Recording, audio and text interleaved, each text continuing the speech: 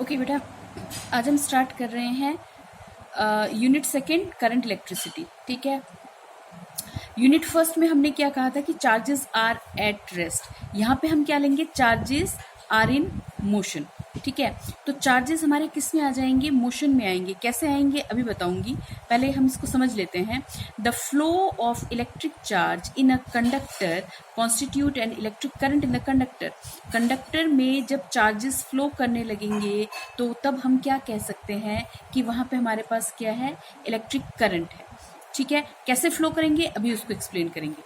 अब उससे पहले पढ़ लेते हैं बेटा करंट कैरियर्स। करंट कैरियर्स क्या चीज होती है बेटा, वो चार्ज पार्टिकल्स जिसकी वजह से इलेक्ट्रिक करंट होता है उसे हम बोलते हैं करंट कैरियर्स। अब हमने इसको अलग से मेंशन क्यों किया, क्योंकि हमें पता है कि हमारे पास हम कैटेगराइज करते हैं सॉलिड, लिक्विड और गैसेस में।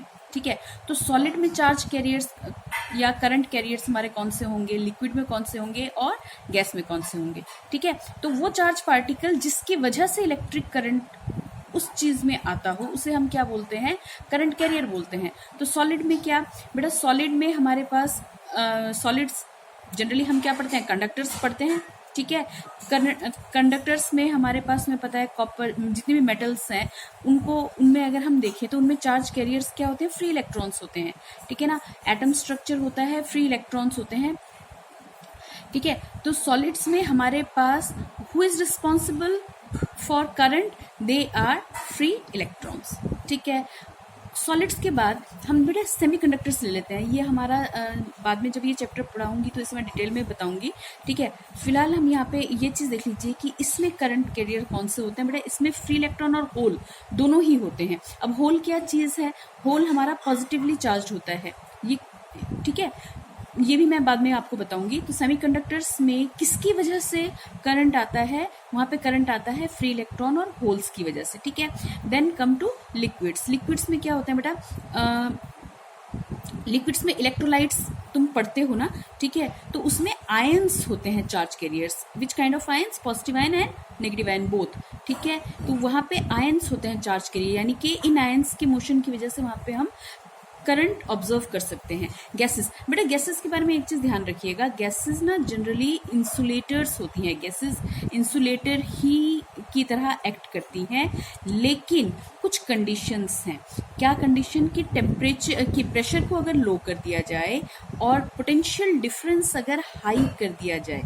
ठीक है, कौन से कंडीशंस, लो प्रेशर और हाई पोटेंशियल डिफरेंस अगर हो जाए तो गैसेस बिहेव करने लगती हैं कंडक्टर की तरह, क्योंकि उस वक्त वो क्या हो जाती है, आयनाइज हो जाती हैं। और आयंस में आपको पता है कौन से आयंस होंगे, वो positive ion and negative ion. ठीक है, नेगेटिव आयंस का मतलब हमारे पास क्या, किसकी बात कर रहे हैं हम, इलेक्ट्रॉन्स की बात कर रहे हैं। तो गैसेस में क्या हो गया, गैसेस हमारे पास पर्टिकुलर कंडीशन पे हमारे पास कंडक्ट करने का काम करती हैं और वहां पे हमारे पास क्या आ जाता है, positive ions and electrons are the carrier in the gases. Fine, ठीक है, तो यहाँ तक समझ में आया हमें। हमने क्या क्या पढ़ा अभी तक, हमने ये पढ़ा कि जब चार्ज कैरियर्स मूव करती हैं तो वो क्या कॉन्स्टिट्यूट करती हैं, इलेक्ट्रिक करंट कॉन्स्टिट्यूट करती हैं। करंट कैरियर्स क्या होते हैं, करंट कैरियर्स वो होते हैं जो चार्जेस, करंट कैरियर्स वो होते हैं जिनकी वजह से हमारे पास क्या होता है, करंट होता है। ठीक है, तो solid, liquid and gases, matter को हम डिवाइड करते हैं सॉलिड, लिक्विड एंड गैसेस में। तो सॉलिड में चार्ज कैरियर हमने पढ़ लिया, सेमीकंडक्टर्स में पढ़ लिया। ठीक है, लिक्विड्स एंड गैसेस, इनके बारे में हमने पढ़ लिया। अब आ जाओ बेटा उसके बाद हम डिफाइन करते हैं what is electric current. Electric current का मतलब क्या है। तो बेटा इलेक्ट्रिक करंट का मतलब समझने से पहले आपको मैं दो चीज़ें बता देती हूँ क्लियर करके। बेटा देखिए, इलेक्ट्रिक करंट, मान लो मैंने यहाँ पे आपको समझाने के लिए, मान लीजिए मैंने एक रॉड लिया। ठीक है, कंडक्टिंग रॉड लिया, कॉपर का मैंने एक रॉड लिया और जिसकी लेंथ मेरे पास, मान लीजिए जिसकी लेंथ है हमारे पास L। ठीक है, कंडक्टर की लेंथ मेरे पास कितनी है, L, और ये है इसका एरिया ऑफ क्रॉस सेक्शन। ठीक है, ये क्या है मेरे पास, A ले लिया मैंने, एरिया ऑफ क्रॉस सेक्शन। ठीक है, अब मैंने कोई ऐसे कॉपर का रॉड लिया है, हमें पता है कि copper is a good conductor. बेटा कॉपर का कोई एक रॉड या कॉपर का एक तार तुम अगर हाथ में लेते हो तो क्या तुम्हें करंट लगता है, नहीं। क्यों नहीं लगता, देखिए हमें पता है कि electrons are responsible for current, है ना। तो इलेक्ट्रॉन, जब मैंने यहाँ पे किसी तरह का कोई पोटेंशियल डिफरेंस नहीं लगाया हुआ, कोई बैटरी वगैरह नहीं लगाया हुआ, सिंपल मेरे पास एक वायर है जिसका लेंथ L है और एरिया ऑफ क्रॉस सेक्शन कितना है, A है। उसके अंदर इलेक्ट्रॉन्स तो तब भी मौजूद होंगे, लेकिन क्या होगा बेटा, इलेक्ट्रॉन का मोशन उस वक्त रैंडम होगा। कोई इधर, कोई इधर, कोई आगे की तरफ इलेक्ट्रॉन मूव कर रहा होगा, कोई पीछे की तरफ इलेक्ट्रॉन मूव कर रहा होगा। तो नेट इलेक्ट्रॉन का जो इन पे फोर्स लग रहा होगा वो क्या हो जाएगा, 0। ठीक है, तो इस वजह से हमें वहाँ पे क्या नहीं महसूस होगा, वहाँ पे करंट ऑब्जर्व नहीं होगा। ठीक है, लेकिन अगर इसी रॉड को मैंने लेकर, अगर मान लीजिए यही सेम मैंने वायर या ये जो मैंने रॉड लिया है ये लेकर मैंने यहाँ पे पोटेंशियल अप्लाई कर दिया। पोटेंशियल अप्लाई करने का मतलब आपने एक बैटरी लगा दी, सीधी सी बात है। ठीक है, यहाँ पे की लगा दो। ठीक है, ओपन सर्किट है। जब ओपन है तो यहाँ पे इलेक्ट्रॉन तो यहाँ पे अब भी मौजूद है, ऐसा तो नहीं कि इलेक्ट्रॉन गायब हो गए, नहीं, इलेक्ट्रॉन यहाँ पे हैं, लेकिन इलेक्ट्रॉन की डायरेक्शन कैसी है, कोई इलेक्ट्रॉन इसके अंदर का इधर भाग रहा होगा, कोई इधर भाग रहा होगा। ठीक है, इलेक्ट्रॉन इधर उधर रैंडम मोशन में होंगे, जिस वजह से हमें वहाँ पे क्या नहीं महसूस होगा, करंट महसूस नहीं होगा, दिखेगा नहीं करंट हमें। जैसे ही हमने यहाँ पे की लगा दिया, क्या हो जाएगा बेटा, ये पॉजिटिव टर्मिनल है और ये क्या है, नेगेटिव टर्मिनल है। ठीक है, तो इलेक्ट्रॉन्स पे खुद कौन सा चार्ज होता है, नेगेटिव चार्ज होता है। तो बेटा इलेक्ट्रॉन्स किस डायरेक्शन में मूव करना स्टार्ट करेंगे, इलेक्ट्रॉन अंदर ही अंदर हमारे पास इस डायरेक्शन में मूव करना स्टार्ट करेंगे, किस तरफ, पॉजिटिव टर्मिनल की तरफ। ठीक है, यहाँ पे ना एक बड़ा इंटरेस्टिंग टॉपिक हमारे पास आता है, पहले एक एक करके स्टेप में समझते हैं कि जब मैंने पोटेंशियल अप्लाई किया, यानी कि एक को हायर पोटेंशियल दे दिया और एक सिरे को मैंने लोअर पोटेंशियल दे दिया। ठीक है, मान लो कि ये पी क्यू लेंथ वाली वायर मेरे पास है, तो पी पे मैंने क्या लगा दिया, पॉजिटिव, यानी ये क्या हो गया, हायर पोटेंशियल पे, और ये मेरे पास क्या हो गया, लोअर पोटेंशियल पे। ठीक है, तो होना बाय कन्वेंशन जो हम लेते हैं आउटर सर्किट में, जो हम लेते हैं जब हम सर्किट बनाते हैं, तो करंट की डायरेक्शन कैसे लेते हैं, हायर टू लोअर। ठीक है, ये इसको हम बोलते हैं बेटा कन्वेंशनल करंट।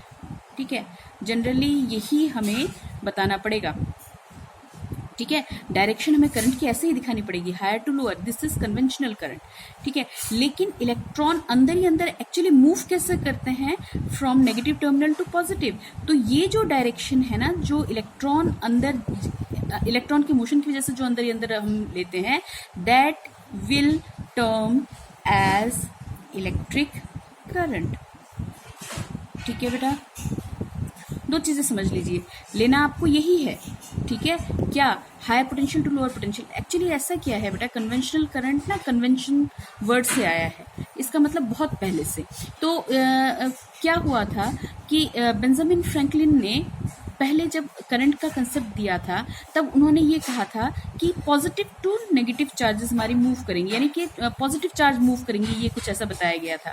लेकिन जब इलेक्ट्रॉन का आविष्कार हुआ, तब इलेक्ट्रॉन का कंसेप्ट आया, और तब हमें ये पता चला कि एक्चुअली होता क्या है, अंदर ही अंदर इलेक्ट्रॉन्स किस टर्मिनल की तरफ भागने की कोशिश करते हैं, पॉजिटिव। तो बेटा ये तो पेपर में पूछा नहीं जाता, ठीक है, लेकिन फिर भी आपको समझाने के लिए एक बात हमने बता दिया कि जो डायरेक्शन ऑफ द करंट होगा वो हायर से लोअर लिया जाएगा, इसे हम क्या बोलेंगे, कन्वेंशनल करंट, और एक्चुअली यही डायरेक्शन हम दिखाएंगे। लेकिन एक्चुअल में अंदर ही अंदर क्या होता है कि हमारे पास जो इलेक्ट्रॉन्स हैं, वो इलेक्ट्रॉन कैसे मूव करते हैं बेटा, इलेक्ट्रॉन्स पॉजिटिव टर्मिनल की तरफ मूव करने की कोशिश करते हैं। ठीक है, तो ये बात हो गई, हमारे पास करंट का डायरेक्शन आ गया। ठीक है, अब जरा आगे समझिए बेटा, अब जब मैं ये कह रही हूँ कि इलेक्ट्रॉन्स फ्लो कर रहे हैं, तो किसी भी एरिया ऑफ क्रॉस सेक्शन से बेटा इलेक्ट्रॉन का जो फ्लो है ना, वो वाटर फ्लो की तरह तुम ले सकते हो। ठीक है, अब ये बात समझनी ज़रूरी है कि मान लीजिए वाटर, मेरे पास मैं वाटर फ्लो ले रही हूँ, नदी में पानी मेरे पास इस तरह इस डायरेक्शन में मान लीजिए फ्लो कर रहा है।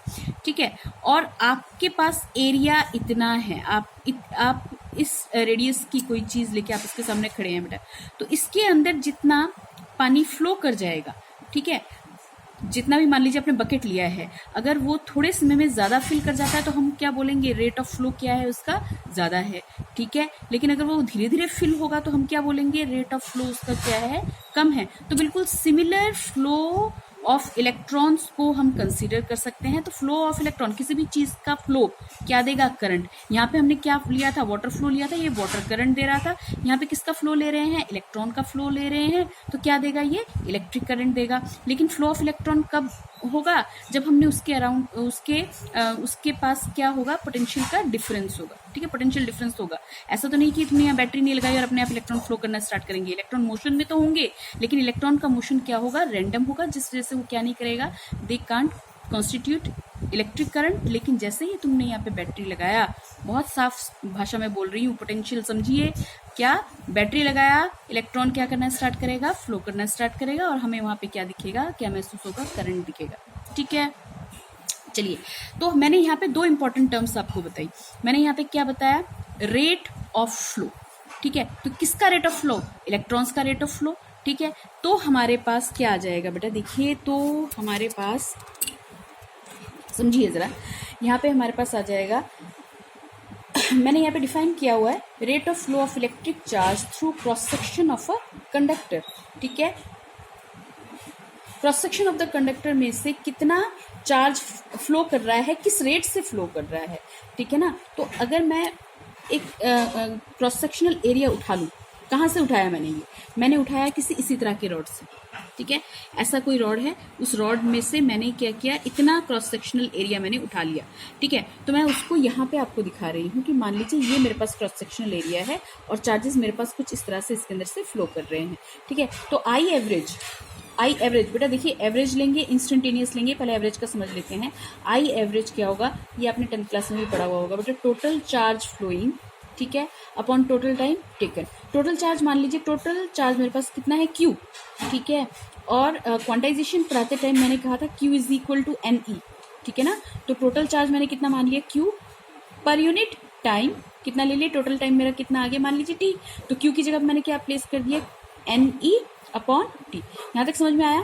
तो करंट को हम डिफाइन करते हैं कैसे, total charge flowing upon total time taken. This is our average current through the cross section of any conductor, fine. अभी एवरेज करंट पढ़ा था, अब जरा इंस्टेंटेनियस करंट पढ़िए बेटा। इंस्टेंटेनियस करंट यानी कि किसी खास टाइम इंटरवल पर, बहुत छोटे से टाइम इंटरवल पर फ्लो होने वाले चार्जेस क्या दे देंगे आपको, इंस्टेंटेनियस करंट देंगे। जैसे आपने एवरेज करंट अभी भी निकाला, total charges upon total time taken, वैसे ही क्या निकल जाएगा, इंस्टेंटेनियस करंट निकल जाएगा for very small time interval, delta T tends to 0, limit delta T tends to 0 कितना आएगा, delta Q upon delta T. इसको फर्दर हम कैसे लिख सकते हैं, यहाँ तक तो आप जानते हैं, 11th क्लास में मैंने कई बार करवाया हुआ, D Q by G T, D by D T of Q, ठीक है। तो ये आ गया हमारे पास इंस्टेंटेनियस करंट, फाइन, यहाँ तक क्लियर हो गया, ठीक है। अब देखिए बेटा, डायरेक्शन ऑफ इलेक्ट्रिक करंट, देखिए बेटा, डायरेक्शन ऑफ इलेक्ट्रिक करंट, ये अभी भी मैंने ये टॉपिक आपको करवा दिया, मैंने सिर्फ यहाँ पे इसकी डेफिनेशन लिख रखी है, conventional current and electric current की। कन्वेंशनल करंट क्या होता है, the direction of flow of charges from higher potential to lower potential, ठीक है। और इलेक्ट्रिक करंट में क्या होगा, inside the conductors electron flows from negative terminal to the positive terminal, ठीक है, यानी कि opposite direction to the conventional current, fine, हो गया यहाँ तक। अब चलते हैं बेटा आगे, यूनिट्स ऑफ इलेक्ट्रिक करंट कर लेते हैं। हमें पता है यूनिट्स ऑफ इलेक्ट्रिक करंट आप इजीली डिफाइन कर लोगे, फिर भी एक बार मेंशन कर देते हैं बेटा। Units of electric current, ampere, ऐसा यूनिट ले रहे हैं, ठीक है। तो 1 ampere is equal to 1 coulomb upon 1 second, ठीक है। ये आप डिफाइन कैसे करोगे, electric current through a conductor is said to be 1 ampere if charge of 1 coulomb, मैंने यहाँ पे कूलम नहीं लिखा, 1 coulomb flows through any cross section of the conductor in 1 second, ठीक है। और वैसे भी इस तरह की यूनिट्स डिफाइन करना मैंने आप लोगों को बताया हुआ है, तो आप इसको अपने हिसाब से बना लीजिएगा कि अगर 1 सेकेंड में 1 कूलम का चार्ज फ्लो कर जाए किसी क्रॉस सेक्शन में से, तो वहाँ पे करंट कितने का कहते हैं हम, 1 एम्पियर का कहते हैं, ठीक है। यहाँ तक तो आ गया। अब कुछ चीज़ें आप नोट कर लीजिए बेटा। Current in a human nerve is of the order of micro amperes में होता है, ठीक है। ह्यूमन नर्व में जो करंट होता है माइक्रो एम्पियर में होता है बेटा। 0.015 एम्पियर के अराउंड भी अगर करंट हमारे शरीर में लग जाए तो वो बड़ा हार्मफुल होता है, ध्यान रखिएगा, ठीक है। Average current during lightning is the order of 10,000 ampere, ठीक है। ये दो छोटी छोटी चीज़ें थोड़ा अपना जीके के लिए पढ़ लेना और कुछ नहीं है, ठीक है। तो ह्यूमन नर्व में जो होगा वो of the order of micro ampere, और जो लाइटनिंग में होगा वो अराउंड 10,000 एम्पियर के आसपास होता है। ठीक है, अब आ जाओ नेचर ऑफ इलेक्ट्रिक करंट। बेटा नेचर के बारे में समझेंगे। नेचर ऑफ इलेक्ट्रिक करंट, दो current have magnitude and direction. Current का मैग्नीट्यूड भी होता है, डायरेक्शन भी होता है, but still it is a scalar quantity. बेटा स्केलर इसलिए क्योंकि दो बातें कह सकते हैं कि यहाँ पे ना हम वेक्टर लॉ ऑफ एडिशन जो हम लोगों ने 11th में पढ़ा है, कोई रूल फॉलो नहीं होता इसमें। ठीक है, यहाँ पे सिंपल एल्जेब्रा लगता है। करंट की डायरेक्शन को पता लगाने के लिए हम सिंपल एल्जेब्रिक कैलकुलेशंस करते हैं। ठीक है, तो डायरेक्शन होने के बावजूद भी करंट जो है सर्किट में, जो हमारा करंट फ्लो करता है वो हमारा कैसा क्वांटिटी है, स्केलर क्वांटिटी है। क्यों? क्योंकि it does not require vector laws of addition. हमने जो किया था ना 11th क्लास में, किसी भी लॉ को यहाँ फॉलो करने की जरूरत नहीं पड़ती। अब देखिए, मान लीजिए मैंने एक सर्किट तैयार किया, सर्किट में एक करंट मेरा यहाँ से आ रहा है। ये जो पॉइंट है ना जहाँ पे दो अलग अलग डायरेक्शन से करंट आके मीट करती है, उसे हम जंक्शन पॉइंट बोलते हैं। जहाँ पे दो या दो से ज्यादा करंट आके मीट करती हो जिस पॉइंट पे, उस पॉइंट को हम जंक्शन बोलते हैं। ठीक है, तो ओ मेरा जंक्शन पॉइंट है। यहाँ पे ए वायर से जो करंट आ रहा है दैट इज ऑफ 2 एम्पियर, और बी से जो करंट आ रहा है वो 1 एम्पियर का है। तो यहाँ पे ये जो ऐड होके ना ये अपना आगे निकल जाएगा। ठीक है, तो ये मेरे पास कितने का आ गया, 2 + 1 3 एम्पियर का करंट आ गया मेरे पास। ठीक है, तो सिंपल एल्जेब्रा यूज हो रहा है यहाँ पे, और इसी वजह से ये क्या है, स्केलर क्वांटिटी है। क्योंकि इसके पास डायरेक्शन होने के बावजूद भी ये ट्रायंगल लॉ या जो हमने एडिशनल लॉ ऑफ पढ़ा था ना, लॉज ऑफ एडिशन हमने वेक्टर्स में पढ़ा था, किसी को ये फॉलो नहीं करता। ठीक है, चलो अब मैंने दो छोटे छोटे से क्वेश्चंस लिए हैं बेटा। ये क्वेश्चन मैंने यहाँ पे सॉल्व कर रखे हैं, आप एक बार देख लीजिए, बहुत इजी है। हाउ मेनी इलेक्ट्रॉन्स पर second flow through the cross section of a conductor so that the conductor carries a current of 1 ampere।